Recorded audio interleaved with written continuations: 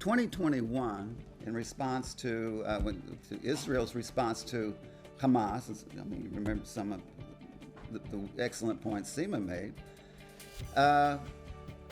more than 130 women's studies, gender studies programs in universities, as programs, not individuals, signed a statement in support of Hamas saying that the Palestinian cause is the same as, intersection, the feminist cause. And you say, well, how can they be the same? They are the same because they both oppose the evil that is the Jewish state. We came up with a very simple strategy. When I say we, AJC, but the strategy was very, very simple. Number one, anti-Semitism must not be seen as a Jewish problem to be fixed by Jews. May sound very simple. I can tell you, in the world out there, not the scholarly ivy-towered world, that alone was a difficult proposition to get across. It was not the job of Jews to solve the problem of anti-Semitism. Anti-Semitism is a disease that affects non-Jews and threatens Jews, but ultimately, as the world should have learned, left unchecked metastasizes and will destroy democracy. The reason Paradise Lost succeeds as a theodicy is because it fails. Because once it succeeds, it fails.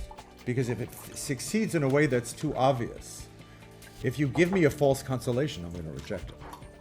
But anyway, when it fails, Milton's Paradise Lost ends with Adam and Eve leaving the Garden of Eden, and they go out in the world, and Michael, the angel who's instructed them in reading, says, you're ready to go out in the world and read. You have a paradise within the holier far, something like that, right?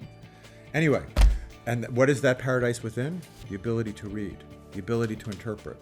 So even before we get to what we'll see are these different means of appropriation in this text, we note the way Milton makes certain kinds of demands on us. He's not going to be happy with simple answers.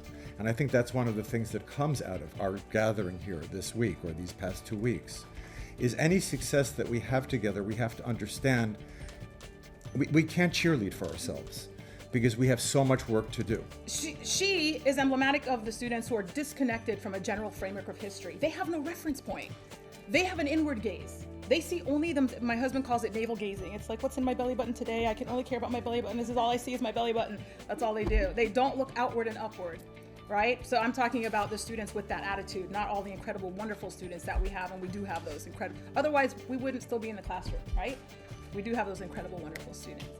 So she's disconnected from this general framework of history, and then they're bombarded, inundated with presentism, with the media. They have a lot of media noise, they have a lot of rabble-rousing, and they hear about every injustice under the sun except anti-Semitism.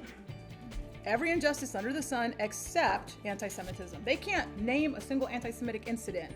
They're shocked, they're stupefied when I, do the roll call of what's happening today in our culture and in our country. I'm living in America right now.